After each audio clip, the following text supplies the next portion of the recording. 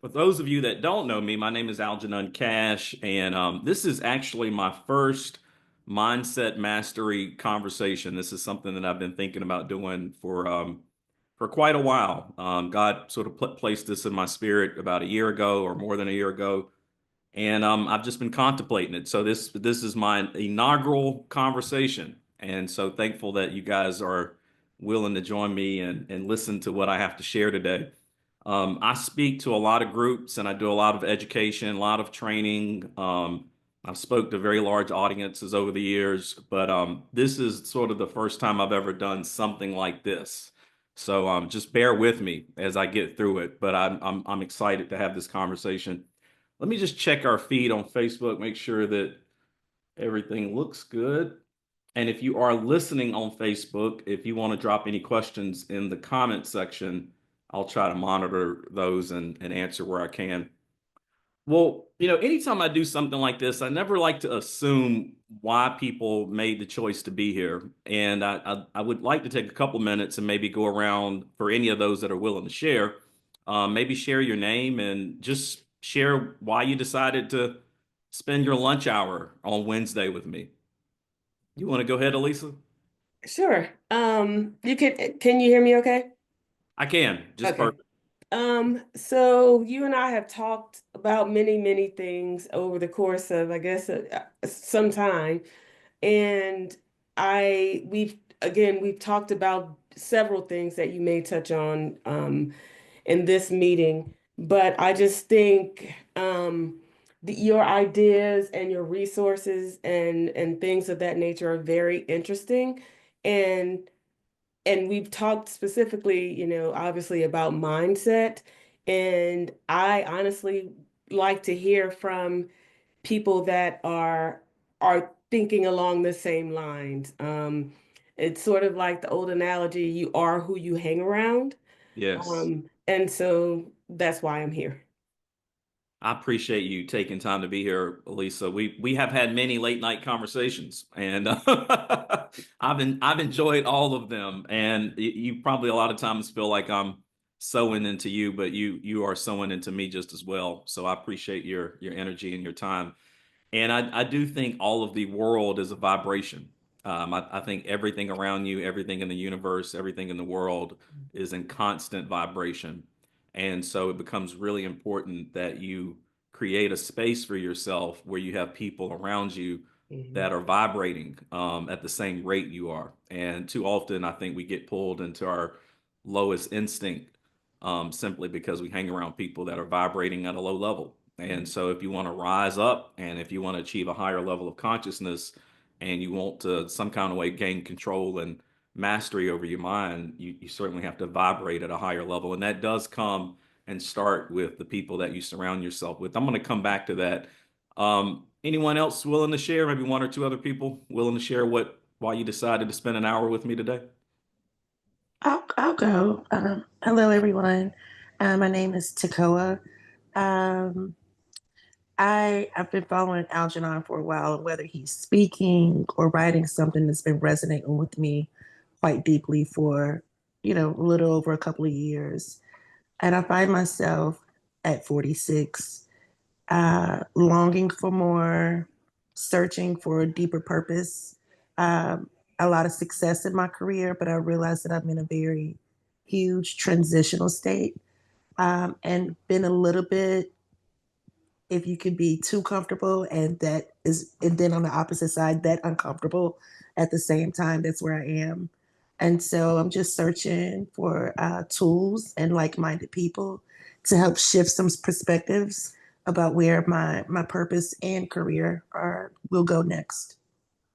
Dakota, thank you so much for sharing that. That was very open and heartfelt. And I can't speak for everyone on the webinar today or in the gathering for this conversation, but I can tell you that I have a lot of conversations with a lot of people. Sometimes it blows my mind the conversations that God allows me to attract into my life and some of the things that I have learned about things that people are going through. And, just recently, like 2 nights ago, I got a message on Instagram at midnight. And a friend of mine said, "Hey, can you talk? Like right now, I need to talk right this moment." And I did make some time to have that conversation with her. And I am absolutely convinced, and I pray this every single morning when I have my conversation directly with the Great Spirit. I don't know everything that everybody's going through, but it seems like people are going through a lot.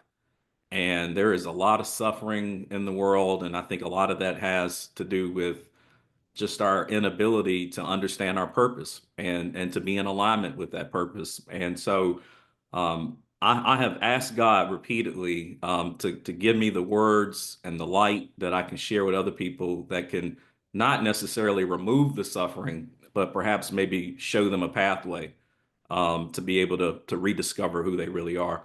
So Takoa, thank you for sharing that. Maybe one more if someone's willing to speak out. Go ahead, General. Glad to have General Gorham here. Yeah, I've been affiliated with Algenon for quite a few years, and we get together, talk a lot, and I do a lot of public speaking myself. And one of the things I'm always sharing with my audience is, if your memories are larger than your dreams, your life is in trouble.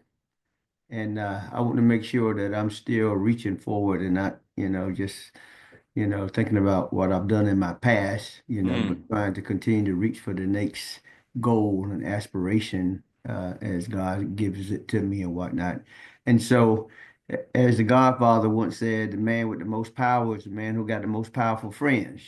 So I like hanging around people who, in the know, are trying to do something positive, and I'm sure that we all here have that same collective idea of trying to better oneself and keep reaching for the next dream or the next star. And so, I just like being around like-minded people. And when we get together and talk, we're basically on the same level, iron sharpening iron. Thank you. Thank you, General, for being here. General Gorham, I've known him for a long time, and someone that has sown into my spirit in a number of ways, probably more ways than he's even aware of. Yeah, so I started out, and that's a great segue to the conversation that I want to try to lead today. I started out talking about the fact that I felt led in this direction by God. You're going to hear me say God or higher being. You're going to hear me say that a lot over the next hour or so. So if that's something that you have an issue with, you should certainly disengage right away. If you don't believe in a higher being, this probably won't be the conversation for you. But I have felt led in this direction, and I'm not. I know a lot of you know who I am. Some of you don't know who I am. I have been in business for about 23 years. For this particular conversation, I don't want to spend a lot of time talking about my achievements, because one of the things that has occurred for me over the last year or so, I have started to feel like my achievements are less important. And I feel like the space and the season that I'm coming into right now, God is asking me not to necessarily forget my achievements, but to transcend and try to achieve something higher. And that's sort of where I'm at. And I think a lot of times we get so caught up on our achievements and the things that we've done, and we sort of hang our hat on that.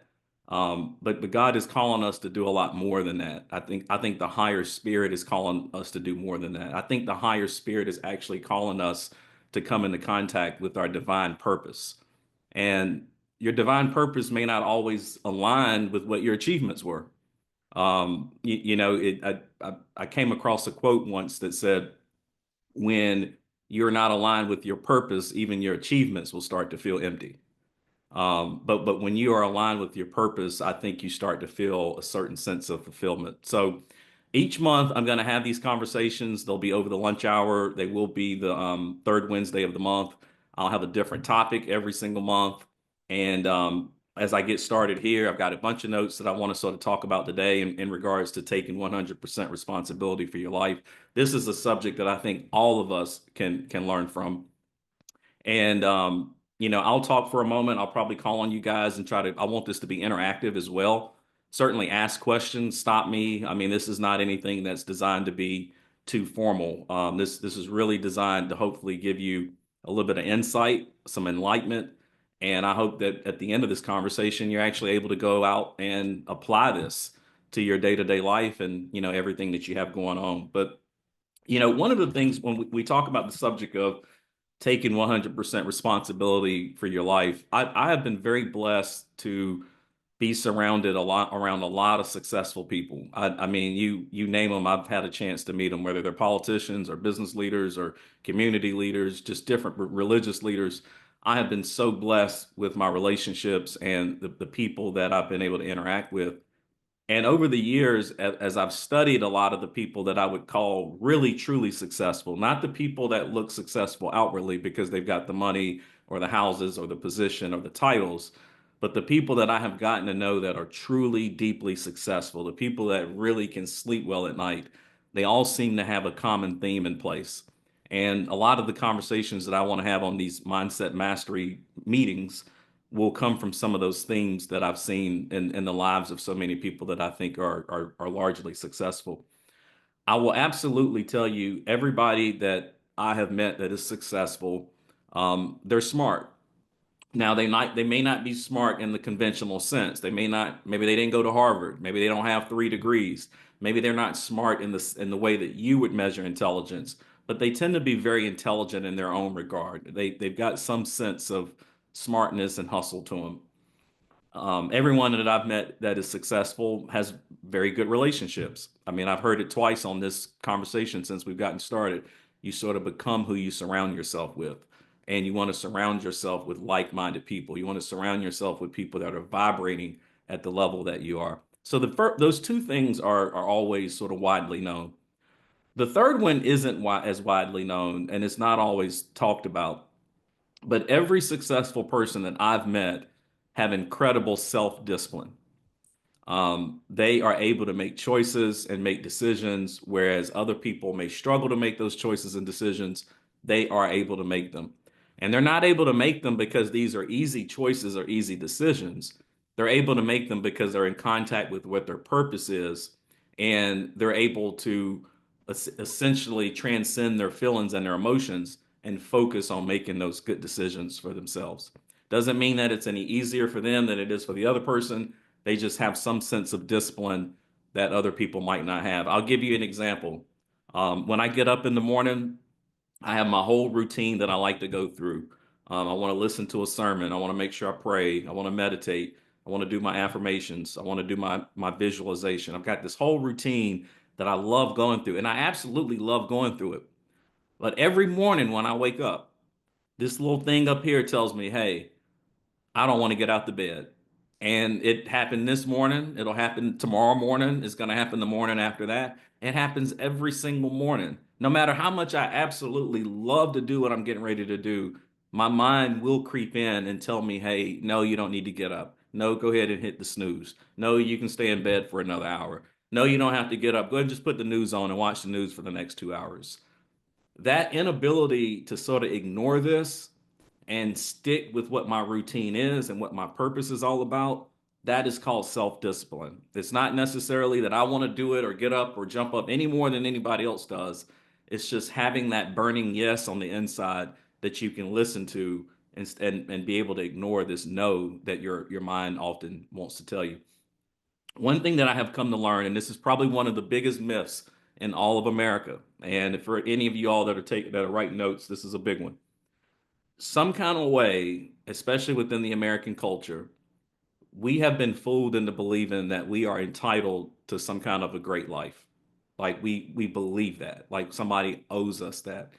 And I see that so often, like when I get invited to speak at a college campus, and I'll talk to students, and especially students that have already graduated, they automatically believe because they've gotten that piece of paper, they've gotten that degree, that they left that college. This college says that, hey, you are who we say you are. They now believe that they are entitled to some kind of a great life. And they get frustrated when they end up working at Starbucks when they get out of college because guess what? You're not entitled to some kind of a great life. You're just not.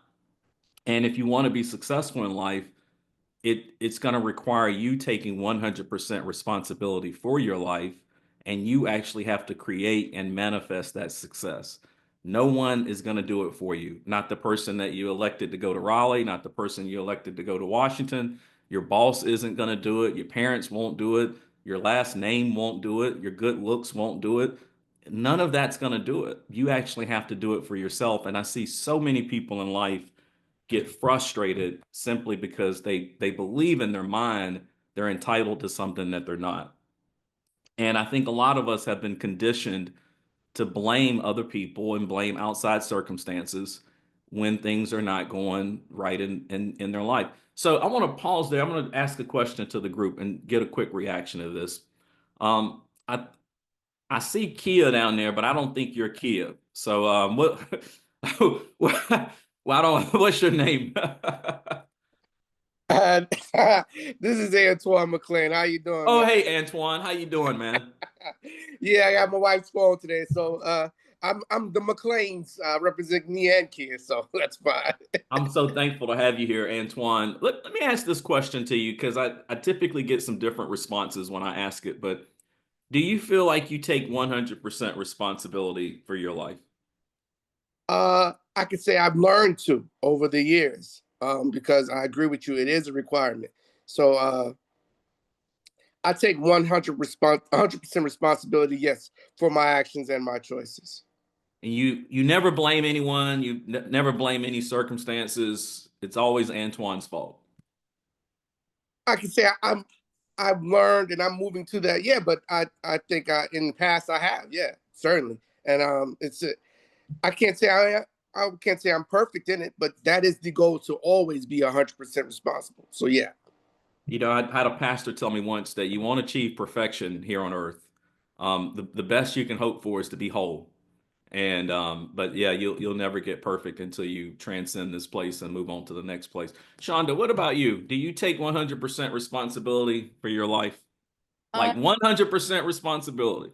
I would say that I try to, same response he had, I try to, but sometimes, you can do things or say things not knowing that you may have offended somebody, or not knowing that an action you did or caused might have had an effect on a person. So, um, sometimes I don't think I'm taking 100 responsibility, but when I'm told that, I did something or said something that might have hurt somebody or did something, I try to take responsibility then. But I would say the answer would be no.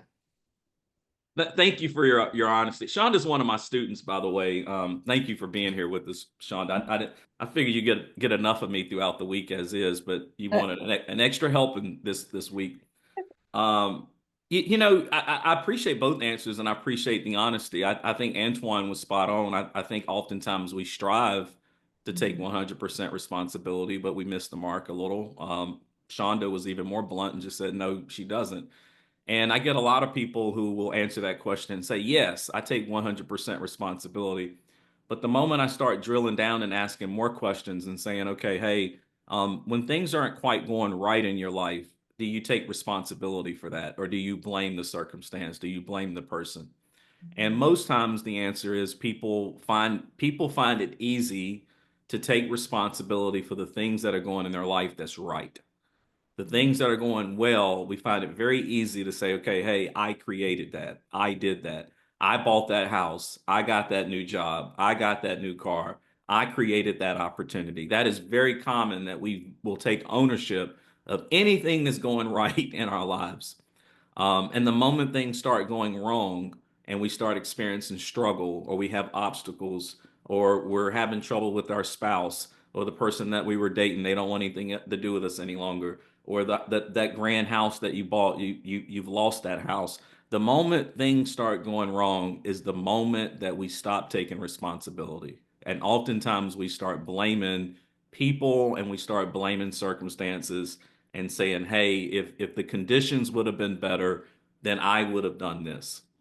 And the reason why that is such a dangerous position to take is that when you do this, when you basically abdicate your responsibility, when you shift your responsibility away, you're actually giving away your power.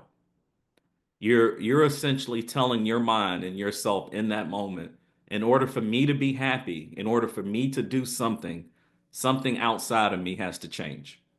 I either have to get that person back, I got to get that job back. I got to get that house back. I got to get that opportunity back. When I get that opportunity back, that's when I'm going to be happy. That's when I'm going to do something. And unfortunately, we have about 95% of the world living in this condition that I'm describing right now. And that is one of the main reasons people walk around and they feel disempowered. They don't feel like they have the freedom to be able to create the outcomes in their lives that they want. And it's simply because if they wanted to change it, the very first thing that you have to do is just start owning everything that's going on in your life, whether it's good or whether it's bad. And I'm going to tell you, and I'm going to share something as we keep going. I'm going to share some personal experience here. I'm absolutely telling you right now, this is the hardest thing that you will ever do in your life. This is one of the reasons why I wanted to start off with this particular topic. It is very difficult to train your mind to start saying everything that's happened in my life, whether it's good or bad, I'm causing it. I'm creating it some kind of way. But just if you will do what I'm prescribing right now, if you will start taking 100% responsibility, something magical starts to happen. You begin to empower yourself to change it. Because the moment I say to myself that I'm the one that created it, then I'm also the one that can change it. I'm also the one that can clean it up. I'm not waiting on someone else. I'm not waiting on the conditions to change. I'm not waiting on the circumstances to change. I created that problem. I created that mess in my life, which means I also have the power to uncreate it or recreate it. If I've created limiting beliefs in my mind, which I bet if I went around this whole conversation, we all have very limiting beliefs in our mind. If you created those limiting beliefs, you can also create new beliefs. You can create beliefs that don't have limits, and you can actually begin to take the limits off yourself and off your mind as well. And it doesn't matter, like up to this point, like up to this conversation that we're having today, it doesn't matter how you've been in the past. Maybe you did blame people, maybe you did blame circumstances, however you live. I'm one of those people, and this will blow your mind. I'm one of those people that don't really believe the past exists. I don't think the past is real. I think we fool ourselves into thinking it's real. I think the only thing that's really real is this moment, like the here and now, like this moment that we're all in together. That's the only thing that's real. The past isn't real, the future isn't real. So whatever you were doing up until this point, even if you did blame people, even if you did blame circumstances, the fastest way to change it is just to say today, going forward, this point forward, after this webinar, I'm taking 100% responsibility for every single thing that's going on in my life. No more blaming circumstances, no more blaming people, no more wishing that things were different, no more hoping that things were different, but literally accepting things as they are so that you empower yourself to begin to change them. And part of being able to do that is essentially just changing the way you think. You have to change everything you believe in, everything you think, everything you assume, everything you feel. If you change all those things, you'll actually start changing the way you act. I want to give you guys a formula, and Shonda knows how much I love formulas. So I'm going to give you guys a formula here. It's called E plus R equals O. E plus R equals O. And E stands for event. R stands for response, and O stands for outcome. So E plus R equals O, event plus response equal outcome. So what do I mean by that? If you were to get a $1,000 bonus at your job, that's the event.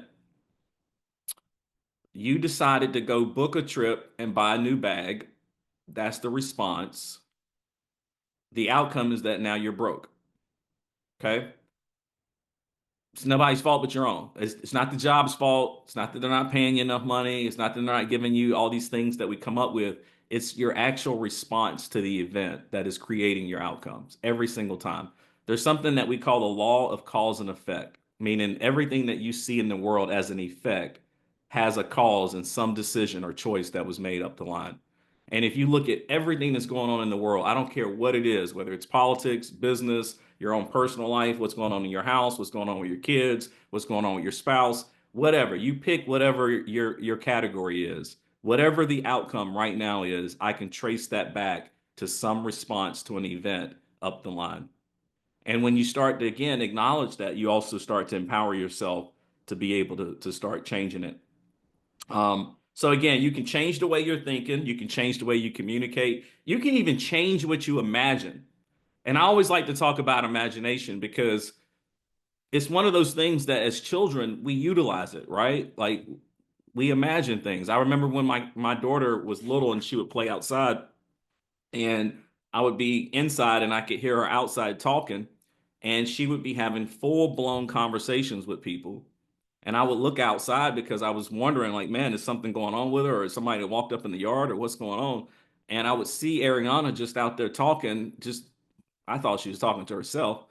And I would come outside and say, Ariana, who you talking to? And she would say, my friend. And I would always say, well, Ariana, where is he? Where is the friend? I don't see the friend. He's imaginary. We all did this as children. We used our imagination. One thing we probably didn't realize when we were doing this as kids is that imagination is actually a gift from God. It's something that only humans can actually do. Animals are not able to imagine themselves doing something that they're currently not doing. We have this unique ability to close our eyes and literally go to a whole nother place, even if it's just temporary, and we can visually see ourselves there. That is one of the most powerful gifts that you were given from God, along with self-awareness. That's another powerful gift and then conscience. But imagination is critically important. No matter what your situation is, no matter what you're going through, no matter what's happening in your house, you can literally close your eyes and imagine something completely different happening. You can visualize it. And by visualizing it, you may not understand this. It might not be quite real in this reality yet, but as you imagine these things, it becomes real in your mind. And as you are able to see it in your mind, you begin to be able to create it and manifest it into the actual real world. Does that make sense to everyone? Mhm. So, all right. So let me pause there and let me see if we've got any questions or anything I can maybe tackle a little greater. Any questions at all, Sean? I've seen you go off mute. Go right ahead. No, I was just thinking like sometimes like I try to correct myself because the Holy Spirit will convict me instantly when I make decisions. But by me, I think with me, by me being in the profession that I'm in, I'm always dictating and just saying, go here, do this, do that. So that kind of like made me a little pushy and bossy a little bit, being a planner. So I've learned to, kind of step back, first of all, listen, to other people, and I've learned to kind of evaluate the situation and see what part I played in the equation to get a different result. So that's something that I had to kind of like gradually grow into. But it helps. It helped me a lot to kind of like listen first, think second, and then respond last. That is absolutely perfect. That's what we call empathy. Mhm. And it's one of those things that you acquire as you mature. As you have more emotional maturity, you should be more empathetic. And a lot of us confuse empathy with sympathy. Oftentimes I am not sympathetic, but I am empathetic. I think empathy is certainly very important. Being able to quiet your own mind so that you can understand and listen to other people. Some of y'all that know me really well know that I'm a huge proponent of meditation. So part of what started the journey that I'm on right now and what has led me to having this conversation with y'all today is a few years ago, I started doing yoga, I started doing meditation. And those two practices alone just really changed my life. It changed the way that I began to listen to myself. It changed the way that I began to see my own thoughts and my own emotions. And oftentimes this won't make sense to people unless you do meditation. When I sit to meditate, I'm not sitting to meditate just for Algenon. I'm actually doing it for y'all. I'm doing it for other people because it has actually changed the way that I actually interact with people. I'm able to listen to people more. I'm able to be a lot more empathetic and a lot more sensitive to what people are going through because of the practice. So yes, certainly if you all may have different practices that you engage in, whether it's prayer or going for a nice long walk or whatever it is. But yeah, having those types of practices that create space in your mind so that you can really interact with people at a different level can be critically important. And that's a good way, that's a good dovetail into the next point I wanted to share is that as you take responsibility for your life, you also come into the awareness that you really don't have as much control over life as you probably think you do. There's so much in life that is way beyond your control. You can't control other people. You can't control circumstances. Shonda said that she's a real planner. Doesn't matter how much you come up with a plan. My grandfather used to always say, if you want to make God laugh, tell him your plans. It doesn't matter how much you plan and how you try to finagle and do things. You literally only have control of three things. I mean, you have control over your own thoughts, you have control over what you can visualize, and then you have control over your actions. Beyond that, you literally have zero control in all of life. Everything is just happening the way it is. And you have to become comfortable with the idea that you just don't have that much control. Now, you do have things that you can influence. For some of you all that have children, a lot of times you want your children to go out and do certain kind of things. Now you lose your mind trying to control that child to get them to do what it is that you want them to do. However, you can influence them. My daughter, she just graduated from college and she had a big decision in front of her that she had to make. And I was so thankful that she was willing to call me and ask me some questions. But the first thing I recognized when Ariana called me was that I didn't have any control over what she was going to do, but I could influence what she was getting ready to do. And that's about it. At the end of the day, she has to make the choice. And everybody around you, whether it's your spouse, your significant other, your boss, or whoever it is, your friends, everybody has their own choices. And we waste so much energy and so much time in our lives frustrated trying to control other things. When oftentimes, when we're trying to control other things, we don't even really have true control over ourselves. And so, yes, I mean, you want to exercise control where you have the most control, and that's obviously within yourself. Lisa, let me come back to you. Are there anything about you that you just wish you could change? And you're on mute, by the way. Thanks. Um, that I couldn't change.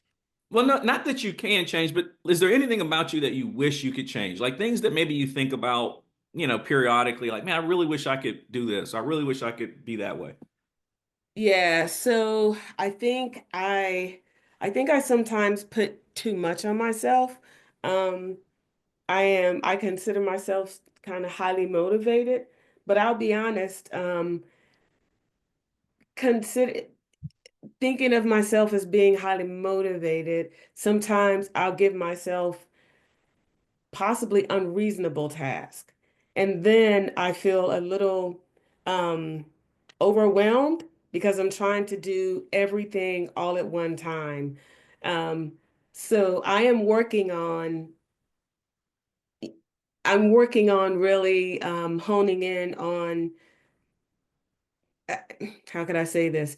A couple of things, a handful of things, I don't know what that number is, but that I can realistically do in a realistic amount of time.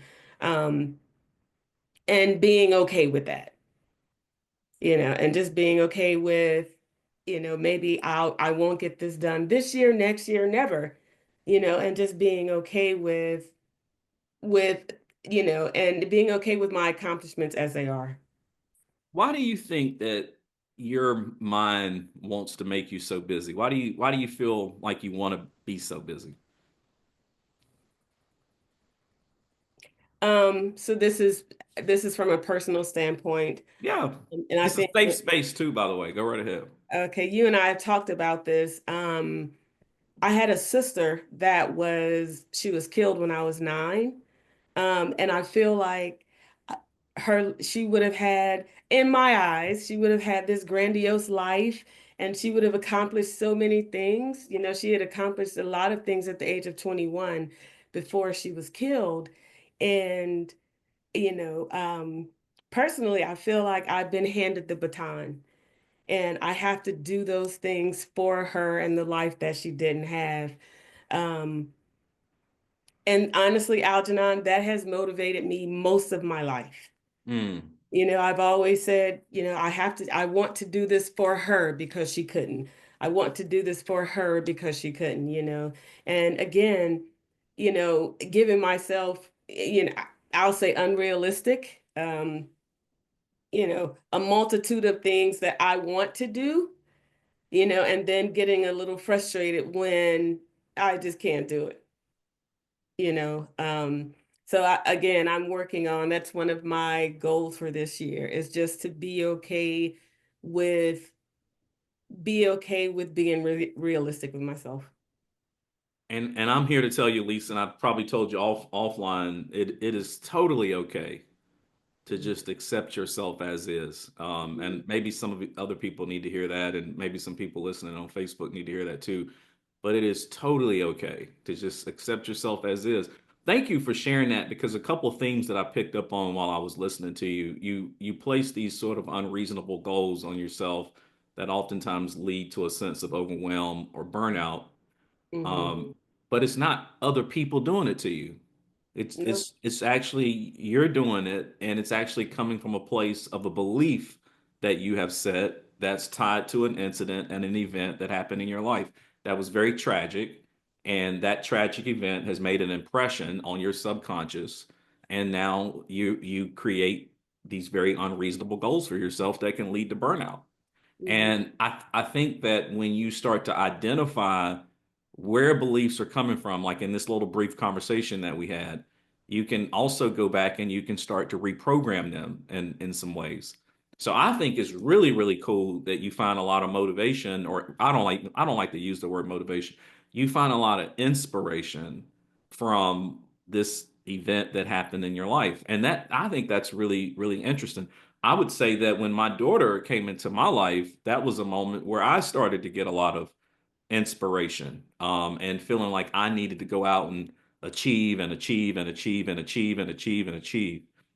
But I'm gonna tell you something. In the midst of me trying to achieve, to try to impress my daughter, to try to impress the world around me, I basically lost my daughter in the process because we didn't have any relationship. Like my daughter and I had zero relationship because I was so focused on achieving and achieving and achieving and impressing the world and impressing the community. And I'm Algenon Cash. I was so focused on it that the very thing that was the source of my inspiration, I almost lost it, just almost vanished.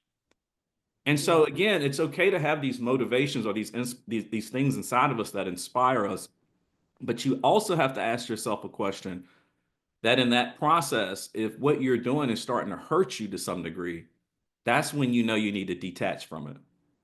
That's when you need to let it go because it's starting to hurt. And I will tell you that up until maybe, within the last few years, um, just the state of the relationship of my daughter, it started to become painful.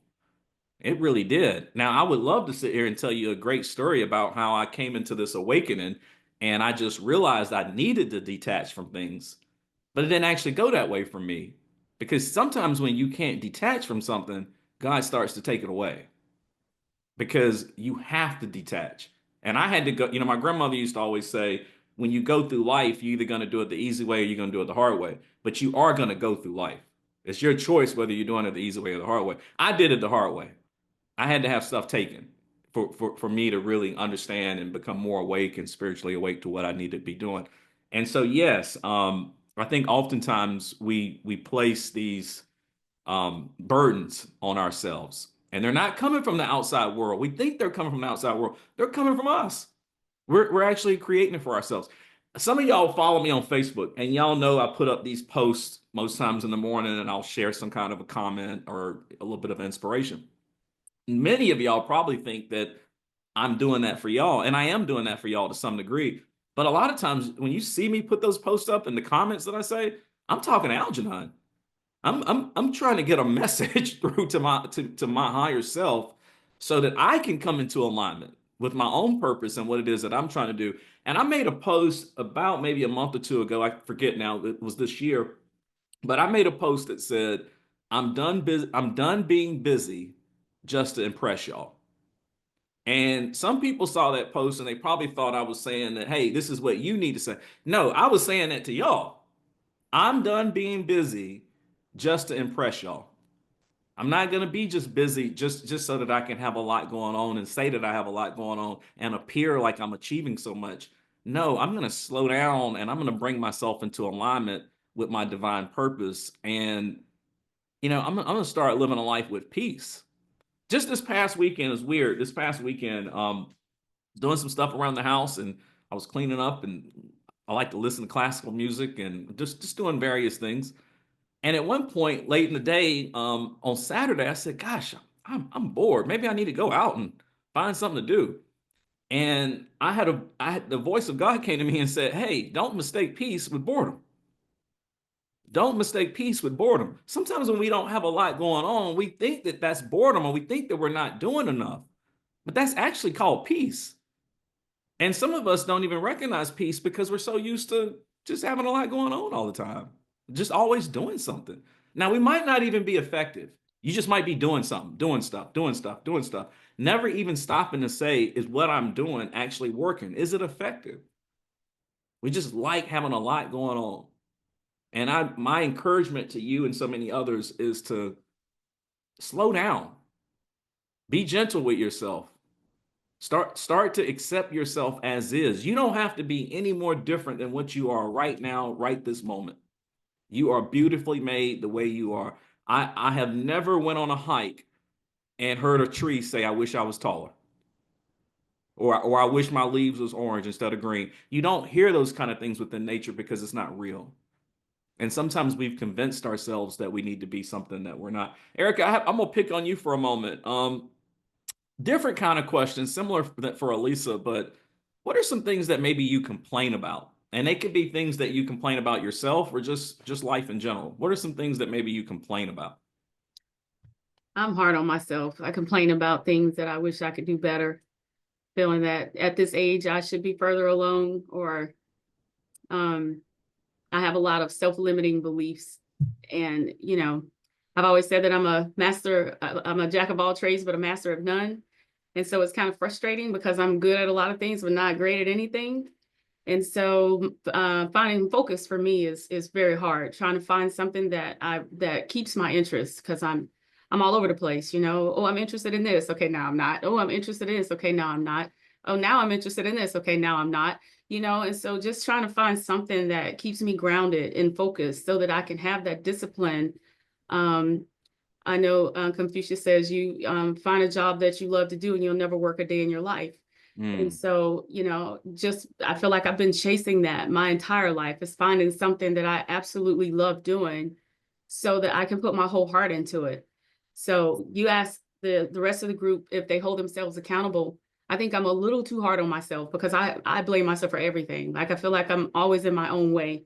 I'm always in my own head, and I accept responsibility even off of other people. So I think my biggest obstacle is me. So, mm. joining your class, I was hoping to be able to learn how to break that mindset that I put my own self in. I'm in my own cage. I'm my own worst enemy. Nobody can kick me because I've already done it like 20 times myself. Mm, So if I could change anything, it would be, just to give myself a little more grace, mm. and have that discipline every day to do something, even if it's just one thing really good, so that I can stop trying to do everything. You're being brutally honest with yourself, and I appreciate that level of honesty. Oftentimes, and you shared something about how you make commitments to other people and you follow through with them. I used to be a victim of this as well. I think so many people have been a victim of this in the past. Oftentimes, we can have integrity with other people, but we can't have integrity with ourselves, and that is the reality. Like we can show integrity um, to other people, but we don't show integrity to ourselves. And that same level of integrity, Erica, that you're so willing to show to everybody else and your friends and your colleagues and family and so other, the thing is, you know what it is. You know what it feels like because you're doing it. It's just shifting that focus from outward to inward because all of life actually flows out and in. We think it flows in and out. That's how we behave, but it actually flows out and in. So that same level of love and commitment and integrity, you know what it feels like. You know what that sensation is like. You know what the action is because you're doing it, but it's shifting that back inside and loving yourself the same way you love everybody else. When you make a commitment with yourself, sticking to that commitment you made with yourself, whether it's a small commitment or a large commitment or whatever it is. We show integrity to everyone else a lot of times, but we won't show integrity to our own selves. And I mean that's really important. Erica, some of the complaints that you said that you have about yourself, I want to ask a tag along question. What are you doing to alter those complaints? What are you doing to shift them? Well, I'm starting to surround myself with people that have minds like minds, people that are in positions that I strive to be or mindsets that I strive to be. Um, I'm starting to use my resources a little bit more instead of trying to figure it all out myself. Um, but yeah, I mean, just this step in taking your mastery class is, kind of screaming for help because I feel stuck a lot of times, and not knowing how to move out of this space that I'm in.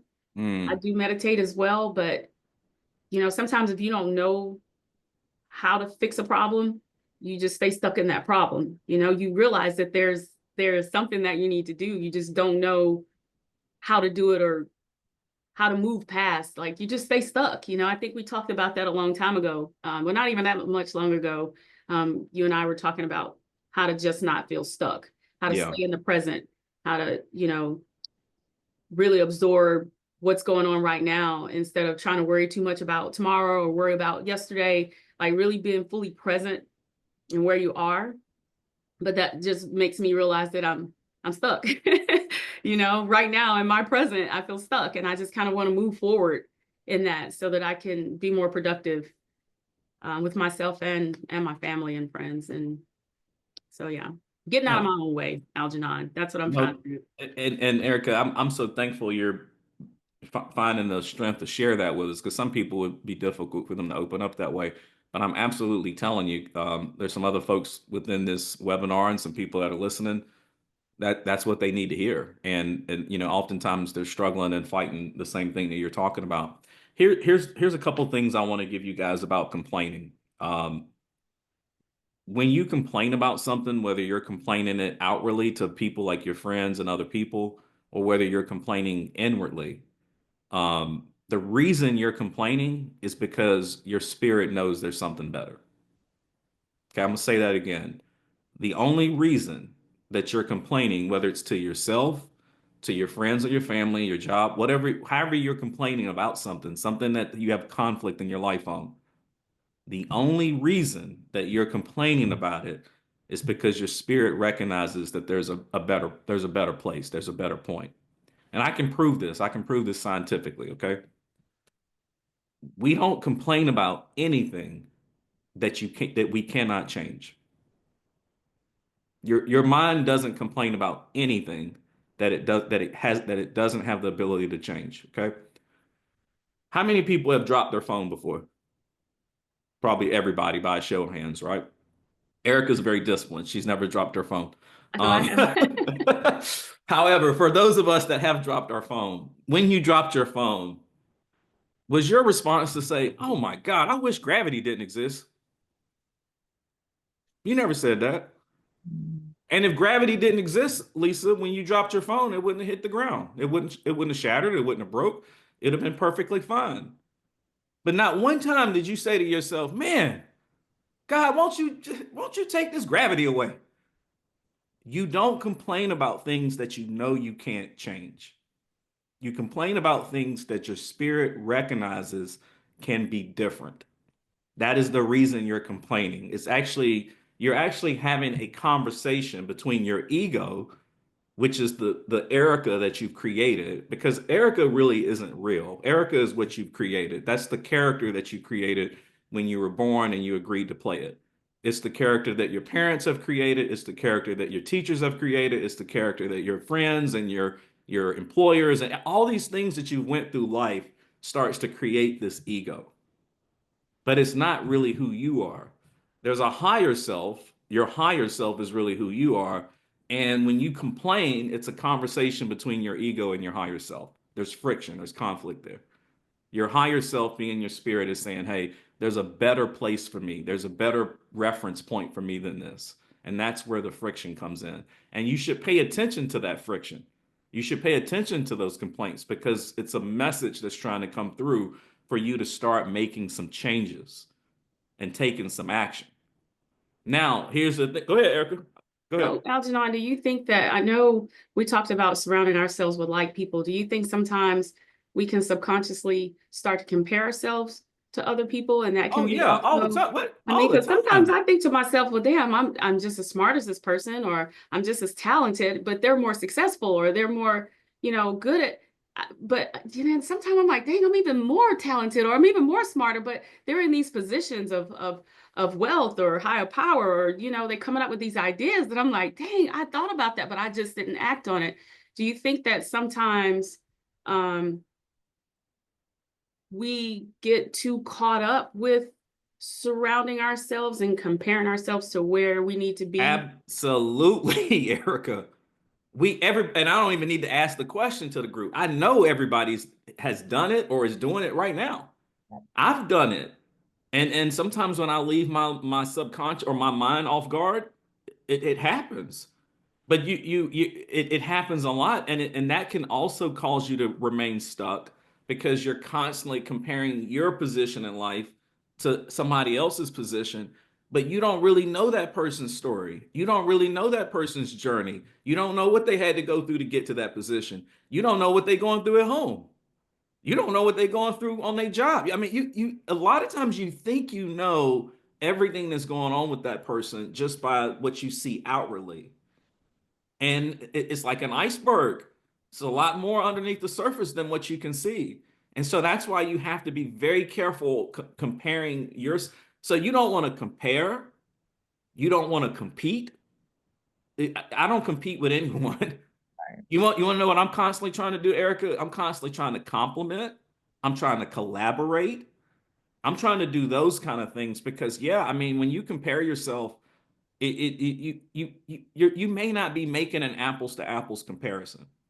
I'm also going to share this with you, Erica. Humans, we evolved out of nature, but we've created this 3D environment that we think is real. But really, when you look at humans, we are natural beings. We came out of nature. Now, I'm not making this story up. This just happened to me yesterday morning. I was looking out my window. I was making breakfast, and there was a cardinal. The state bird was out in the grass, hopping around, maybe looking for worms, whatever. And it was another bird, Erica. It's like I don't even know what the species was. It's like a regular brown bird, like the ones you see fly around all the time. And as I was looking out the window, I just found myself pause for a moment, and I was comparing the birds. And I was comparing how much more beautiful the cardinal looked compared to the other bird. And then it dawned on me as I was going through, like I was literally doing this. I was caught up in doing it. Then it dawned on me, they never compare themselves. They never compare themselves. They don't fight over the food. They're not out there trying to compete with one another. They're not looking at each other saying, I look better than you. They're just out there coexisting. Coexisting. I've never went on a hike and saw daffodils comparing themselves to sunflowers. It they just exist. They're just a part of the symphony of life. And I think that's what we are called to do. We're all part of the symphony of life. And Shonda's going to have a little bit different purpose than Erica. And Erica's going to have a little bit of a different journey than Antoine. And Algernon is going to be slightly different than Elisa.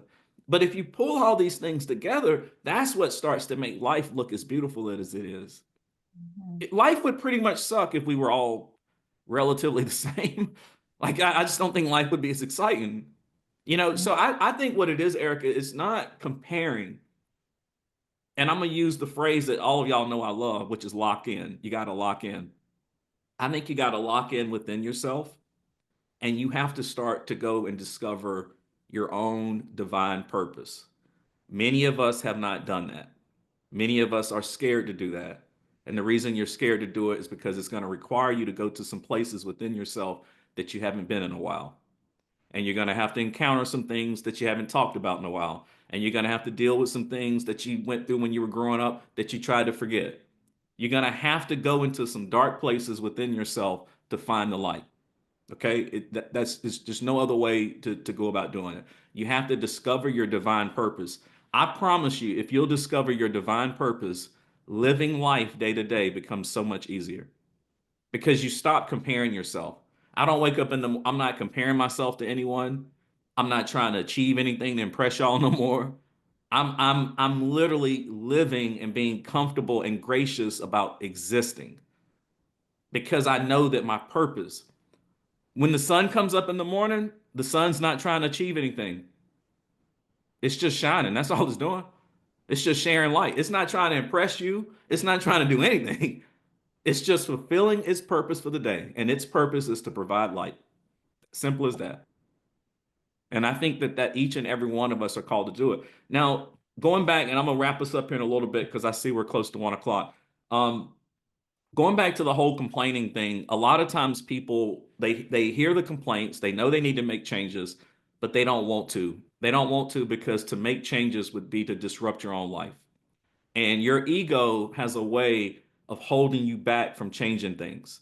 Your brain doesn't want you to make changes. Your brain fears change because your brain wants everything to be routine. Your brain wants everything to be predictable. And when you start talking about making changes, you will find inner resistance to make those changes because your brain doesn't like change. But you have to fight through that because the very fact, again, that you're even complaining about it means that there's a change that needs to occur. I'm going to share a quick story about my mom before I wrap up.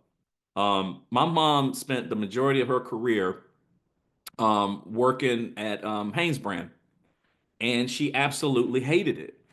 And I would tell you that just about every Sunday, she got to go to work the next day. My mom would be physically and emotionally crying because she didn't want to go to work the next day. She absolutely hated it. She would just complain and complain and complain.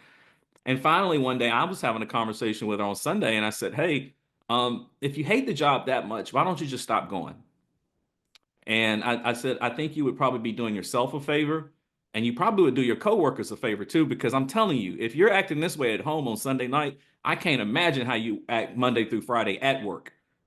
So not only do you probably not want to be there any longer, they probably don't want you to be there any longer." And so finally, through some convincing and influence, and my mom finally decided that she was going to quit Haynes. She had no idea what she was going to do next. And then shortly thereafter, my mom just out of the blue got a job at Pepsi, which she's been at Pepsi the last, I don't know, 15 or 20 years. She absolutely loves it. Sometimes what you need to appear in life won't appear until you take action, until you actually do something. And when you take action and when you do something on your own behalf, the universe will start to show you what I call synchronicities. Synchronicities. You may not have ever heard that phrase before, but synchronicities are things that start to appear in your life. And it seems very random, but it's actually God trying to guide you in a direction. But you won't see the synchronicities if you never take action. If you always just stand still, you won't see anything. If you take one step, I absolutely promise you, God will take two every single time. So, Erica, I hope some of that helps you. Last thing I'll share with you and Elisa, because part of what y'all shared was a little bit similar around overwhelm and that kind of thing. I also think it's important that you create what I call SMART goals. So SMART, and S means specific, measurable, attainable, reasonable, and time-driven goals. SMART goals. Too often we create goals that are so broad that we don't even know if we're halfway there or not there or where we are. But if you create specific, measurable, attainable, reasonable, and time-driven goals, you will reduce some of that sense of overwhelm. And then also, Elisa, my advice would be you're not going to be able, no matter what your mind tells you, you cannot tackle 10 things every day well. Won't happen. Okay. You probably can tackle about 3 to 5 things every day well. And what I do is I set at least 3 to 5 major things that I want to do on a daily basis. I might have other things on the list, right? But I focus on the 3 to 5. If I get the 3 to 5 done on time, then yeah, I'll look at some of the other things on the list. But you want to make sure that you have 3 to 5 SMART goals every day that you're trying to tackle. So I see my time is up. I want to make sure I honor your time because I'm so grateful that y'all were willing to join me for this first conversation. I don't know if you got out of it what you were hoping to get out of it, but obviously, as I stated, I'm just getting started with this, and I'm going to do more of it. Every third Wednesday of the month, I will have this free class for you to come join and just come listen. You can share, you can not share, you can participate at whatever level you like. But I am going to be doing this once a month. And I believe the next topic I will do, and this might speak to you, Erica, the next topic I'm going to talk about is be clear why you're here. And how do you start to discover what that divine purpose is? I know for me, every single morning when I get up and I stand in the mirror in the bathroom, I say to myself, my purpose is to use my sense of independent responsibility to be a proactive and effective leader who inspire, influence, and improve upon the lives of others. I'm living a principled centered life through daily personal management, and I am dedicated to consistent improvement of my mind, body, and spirit throughout my journey. I didn't just make that up for y'all. I literally say that to myself every single morning. And if you want to learn how to do that and how to come up with your own divine purpose, then just come back in March and join me for another conversation. So thank y'all. Thank you. It's great. Thank you, Thank Shonda. you. This was great. Thank you. Thank you. Thanks, Thank y'all. Algenon.